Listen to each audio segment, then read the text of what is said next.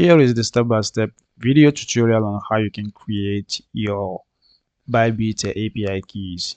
And you would like to do this in case you are going to ever integrate any of your third-party applications to that of the ByBit. Let's say you are a software developer or you are a merchant and you want to use an external API or application to be able to execute sales automatically. You want to go ahead and then do this, all right? And you can also create this in case you want to ever connect to some third-party applications.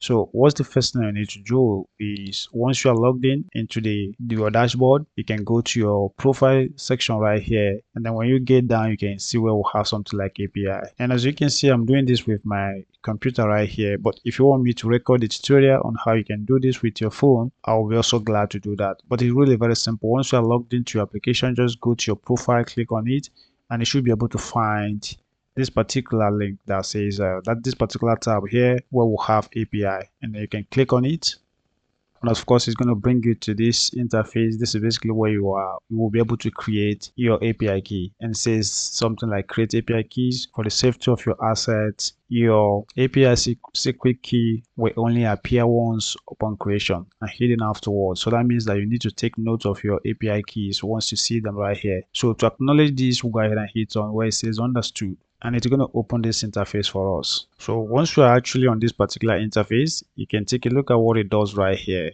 All right, so it says that the ByBit provides clients with the most powerful industry-leading API functionality. You can use API to check market data, process automated training orders, and more of these things. So take your time to read the things that this can actually help you achieve right here, and with that you will be more informed on. But what you basically want to do right here is really very simple. So if you take a look down here, you see that we do not actually have any APIs already. So this is the first time I want to create this. If I want to do that, what I simply need to do is to hit on where it says create new API key, and it's going to open up this for me particular pop-up that we do have in here. You can go with the first option right here where ByBit will basically generate an API for you, and it comes in two forms. One is actually public, while the second one is basically private.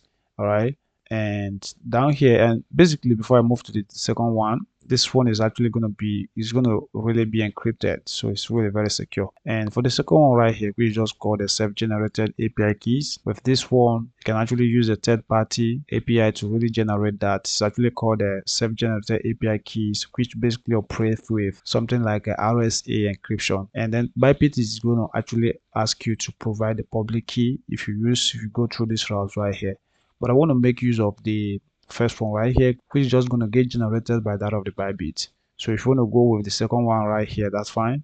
And at a later time, ByBit is going to ask you for the public key, and you can keep the private. So let's hit on the first one right here, and then you see that it takes us to this section. So under this particular section right here, if you want to choose something like connect to third-party applications, you can actually select that, and you need to select the third-party application you want to use. We do have something like Coinly, we do have Lab Limited, 24/7 terminal right here, and quite a lot of other ones that we do have in here. All right, but what I want right now is not to use these third-party applications right here. I want to be able to build my own, so I want to select the API transaction right here, and under this place where we'll have something like name the API key, we can name it anything that we like. Maybe I'm going to just call this something like test or whatever you want to call that, right? So let me just basically use that right here, or let me just call that code kinder. I'm going to just call code kinder test. So that is it on that line.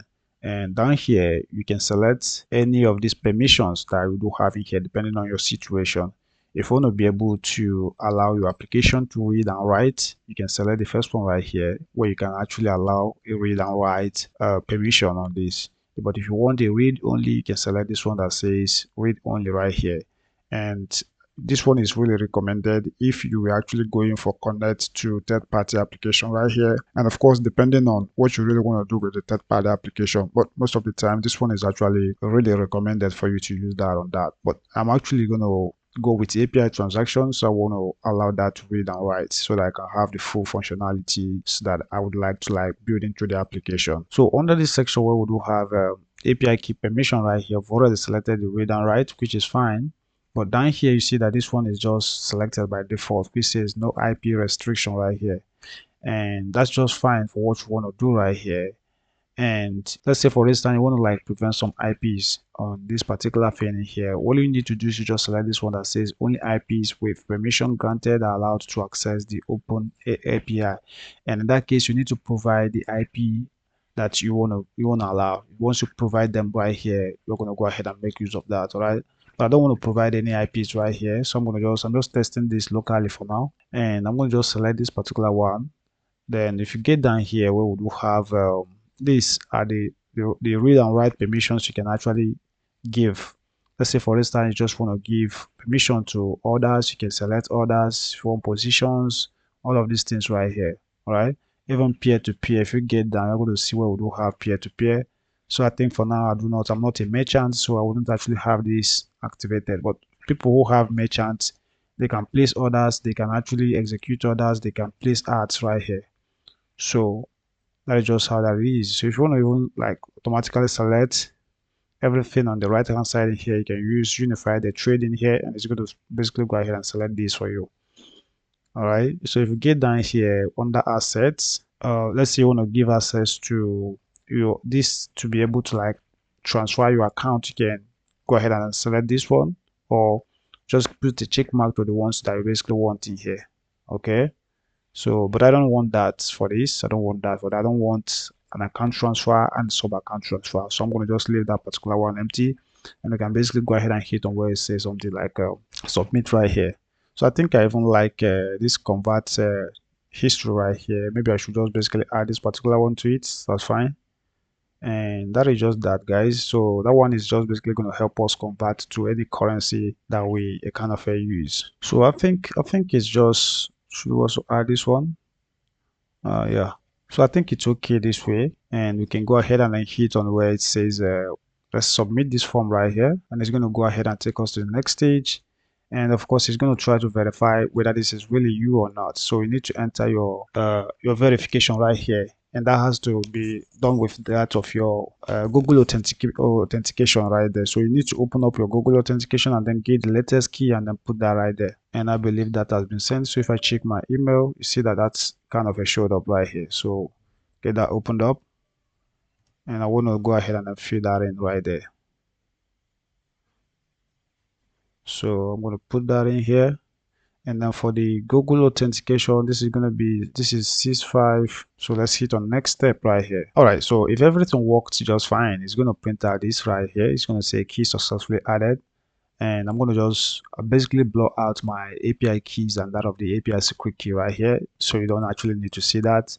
And this is just something that I need to like copy and then securely save it somewhere, and I don't want to share that with anybody in case of some security issues in the future.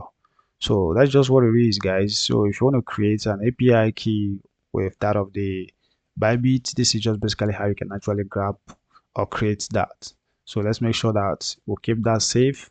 And so maybe in the future I'll just show you guys some other things that you can actually do with this particular API secret key.